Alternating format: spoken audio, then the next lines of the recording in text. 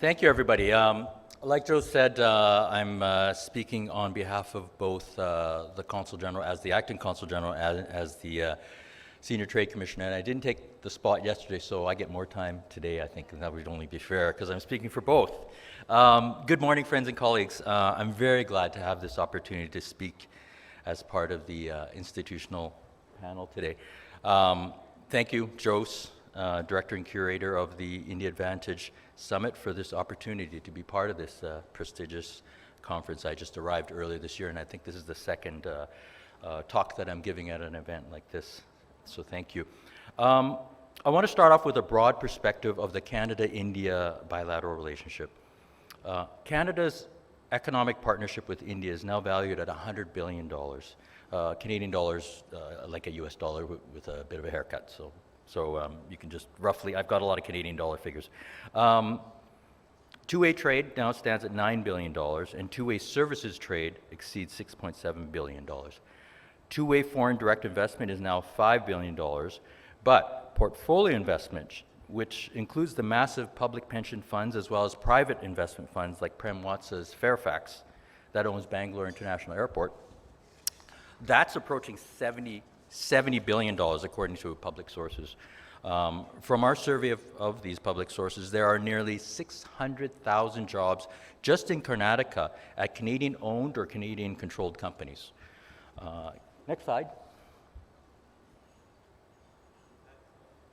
Oh, I have a clicker. Oh, okay. Oh, there we go. Thank you.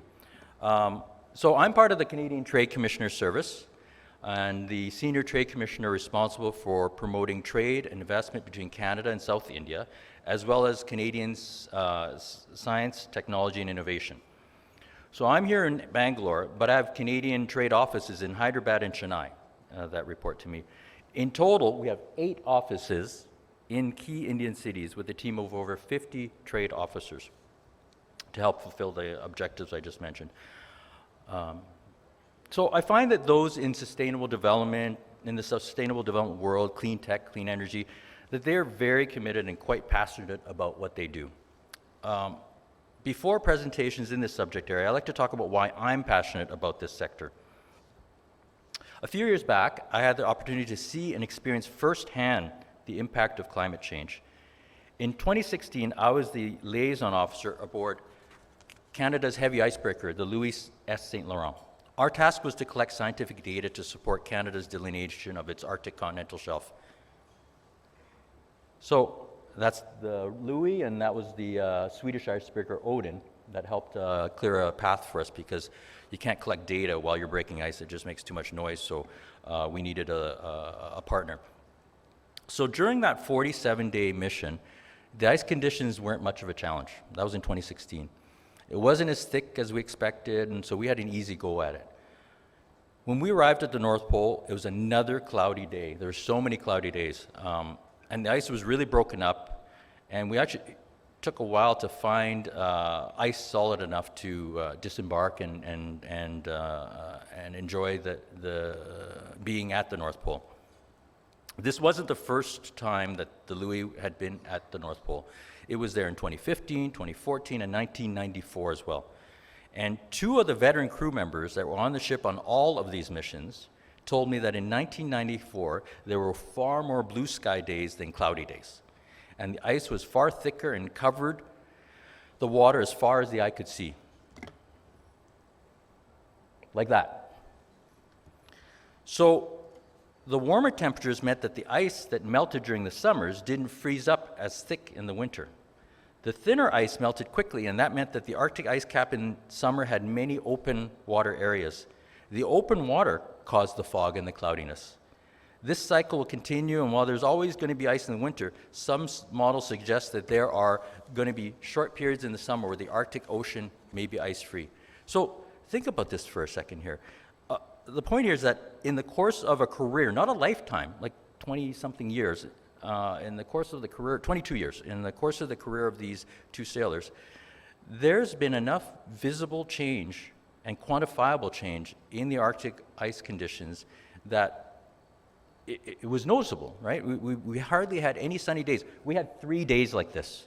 In fact, these photos, I've never seen these photos on such a big screen before. I'm going to do a selfie. Hold on a second. This is going to be for my Twitter. Hold on. These are big, huge screens. Okay, hold on a second.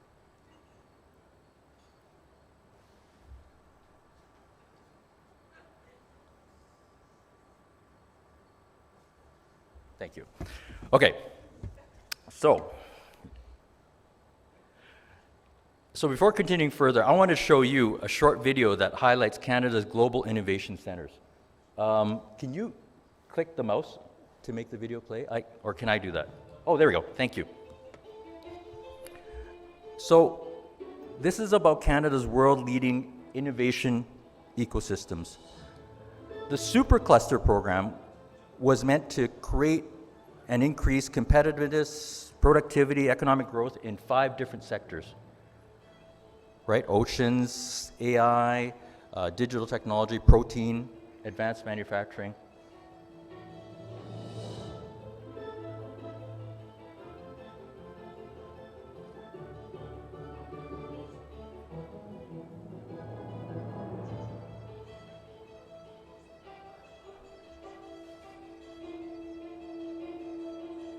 So there are around 500 projects under this program, over $800 million in program funds, and then leveraged with industry co-investment valued at $2.2 billion. And so far, 900 new IP rights have been generated.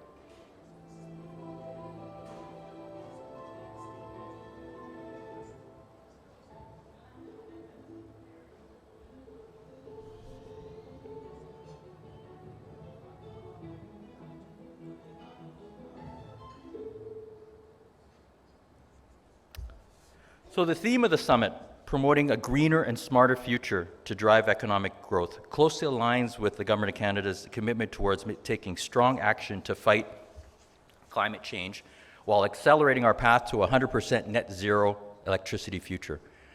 By focusing on innovation and green jobs and by working with like-minded countries like India, Canada will build a more resilient, sustainable, and competitive economy. Canada is committed to the development of its clean tech sector and to supporting a green recovery. In recent years, $20 billion has been announced to help build a clean economy, protect against climate change, and to promote clean tech research and development and support the growth of clean tech companies. There are two Canadian companies, who are part of the summit and have offices in Bengaluru. I want to mention them and how they are working hard towards a sustainable future, in case you missed their presentations. Elocity. Elocity is driving the future of e-mobility and clean energy by empowering utilities, EV charging service providers, and multi-unit building owners with its EV charging management software and smart EV charging hardware. Their smart charging software offers load balancing functionality, either with their chargers or as a retrofit to existing dumb chargers. I think they spoke yesterday. So this is the first step towards a truly smart grid, where you can do things like sell back power during peak times from your unused EV in the driveway, and then recharge overnight when the power is cheaper. In June of 2022, Elocity and Kerala State Electricity Board successfully inaugurated a large-scale network of EV charging stations across the state. This is a great example of leveraging global experience to fast-track India's EV revolution. Another company I want to mention and support is IBI Group. They are an integrated architecture, planning, engineering, and technology firm for more than 40 years. IBI has helped clients create livable, sustainable, and advanced urban environments. Only last week, IBI Group announced a milestone update for their project with the Bhubaneswar Development Authority in designing India's first child-friendly public places and implementing the framework to creating safe, healthy, and low-cost child-friendly play spaces for underprivileged children in the state. Then there was a recent development on September 12th. A shared mobility startup called Yulu raised 653 crore in a Series B funding round led by Canadian mobility technology company Magna International. I was at their auto parts factory in Chennai, and I think they're supplying the Korean plants, Kia and Hyundai plants there with parts. So this funding round will enable Yulu to increase its EV fleet to more than 1 lakh and more than 500 charging stations in the next 12 months. So back to Canada's superclusters. As highlighted in the video earlier, Canada has a dynamic supercluster program that catalyzes collaboration between industry, academia, and government.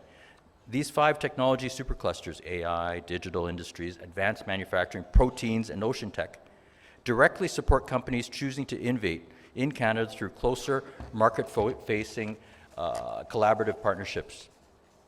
A cluster is a made-in-Canada approach where clusters have been supercharged with up to, like I said, $1 billion in federal government funding and matched dollar for dollar by industry, but also one that is well-positioned for global partnerships and strategic engagement.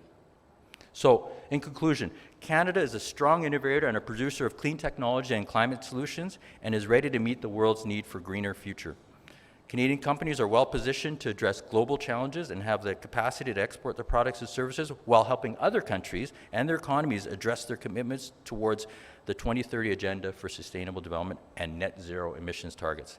Please contact me or anyone else in our network to find opportunities to work together. Today I have Arun with me, but you can find us on the internet, and like I said, through our network of our 8 offices, we would be pleased to work with any of you and bringing together Canadian and Indian companies to achieve our mutual objectives. Thank you so much.